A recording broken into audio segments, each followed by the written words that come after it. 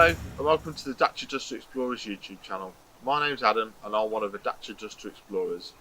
In these videos you'll see myself and other explorers driving green lanes, commonly known as the hobby of greenlaning. Some of these lanes can be easy, some can be incredibly difficult if not dangerous, but all offer a beautiful feeling of escapism.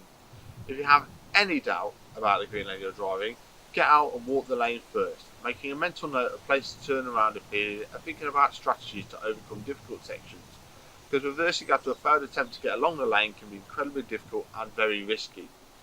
We abide by the Green Lane Association Glass Code of Conduct for driving these lanes and respect all others using the lanes, including horse riders and walkers, as we all have a part to play in keeping these routes open for everyone.